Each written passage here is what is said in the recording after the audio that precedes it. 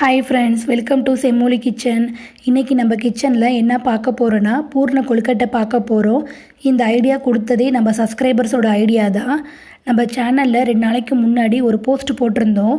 ஆடி வெள்ளிக்கு என்ன பண்ணலாம் அப்படின்னு சொல்லிட்டு அதில் 3 ஆப்ஷன் கொடுத்துருந்தேன். ஒன்று வந்து கொழுக்கட்டை, இன்னொன்று வந்து பாயாசம், இன்னொன்று கேசரி.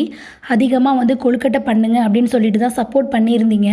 அதனால் நம்ம சேனலில் வந்து கொழுக்கட்டை வந்து அப்லோட் பண்ணியிருக்கோம். நான் நினச்சி கூட பார்க்கல இந்த அளவுக்கு நீங்கள் சப்போர்ட் பண்ணுவீங்க அப்படின்னு. சப்போர்ட் பண்ண அனைவருக்கும் ரொம்ப நன்றி. உங்கள் ஆதரவு எப்போதும் நம்ம சேனலுக்கு தேவை. வீடியோக்குள்ளே போகிறதுக்கு முன்னாடி நம்ம சேனலை ஃபஸ்ட் டைம் பார்க்குறவங்க மறக்காமல் சப்ஸ்கிரைப் பண்ணிக்கோங்க. பக்கத்தில் இருக்க பெல் பட்டனையும் கிளிக் பண்ணுங்கள். அப்போ தான் உடனே நோட்டிஃபிகேஷன் உங்கள் மொபைலுக்கு வரும். இப்போ வீடியோக்குள்ளே போகலாம் வாங்க. 1 கப்பு இடியாப்ப மாவு எடுத்திருக்கேன். அதை மிக்சிங் பவுலில் சேர்த்துக்கலாம்.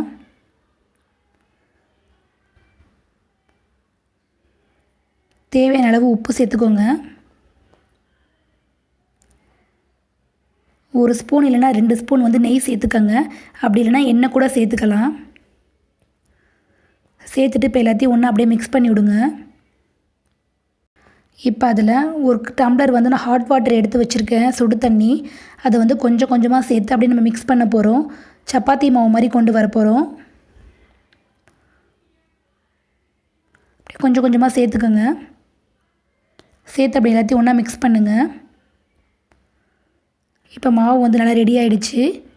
இப்போ இந்த மாவு வந்து நம்ம தனியாக எடுத்து வச்சிடலாம். அதுக்குள்ளே வந்து பூர்ணம் ரெடி பண்ணிட்டு வந்துடலாம்.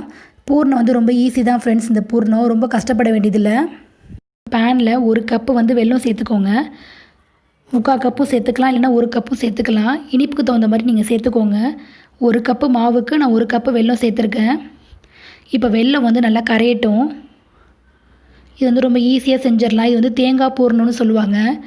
நம்ம வந்து கடலைப்பருப்புலாம் ஊற வச்சு அதுதான் கொஞ்சம் பெருசாக கொஞ்சம் வேலை அதிகமாக இருக்கும். இது வந்து ரொம்ப சிம்பிளாக செஞ்சிடலாம் ஃப்ரெண்ட்ஸ். இந்த பூர்ணத்தை வெல்லம் கரைஞ்சோடனே 1 கப்பு இல்லைனா 3/4 கப்பு வந்து தேங்காய் சேர்த்துக்கோங்க. சேர்த்துட்டு அப்படியே ஒன்றா மிக்ஸ் பண்ணி விடுங்க.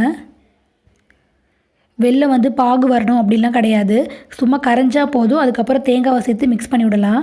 நான் ஏலக்காய் வந்து ஒரு 5-6 ஏலக்காய் வந்து நுணுக்கி சேர்த்துருக்கேன், வாசனைக்கு நல்லாயிருக்கும். சேர்த்துட்டு அப்படிலாம் ஒன்றா மிக்ஸ் பண்ணி விடுங்க.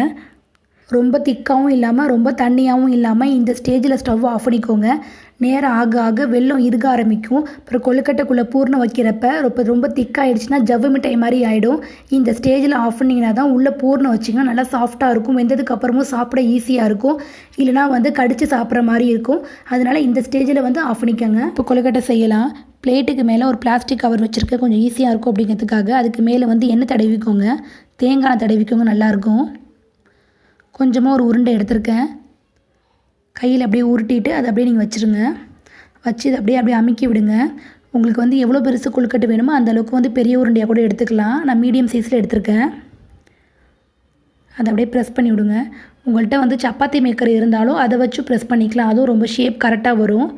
இப்போ அதில் வந்து பூர்ணத்தை வச்சிடலாம்.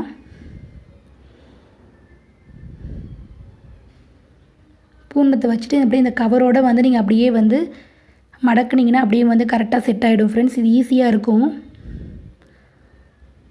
ரொம்ப கஷ்டப்பட வேண்டியதில்லை. இது அப்படியே பார்த்திங்கன்னா ஈஸியாக எடுக்க வந்துடும்.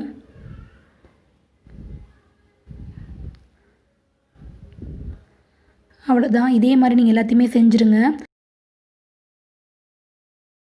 நான் எல்லாத்தையுமே செஞ்சுட்டேன். இப்போ இட்லி பாத்திரத்தில் வேக வச்சிடலாம். இட்லி பாத்திரத்தில் தண்ணி கொதிக்குது. இப்போ எல்லாத்தையுமே வச்சிடலாம். நான் இப்போ எல்லாத்தையும் வச்சுட்டேன்.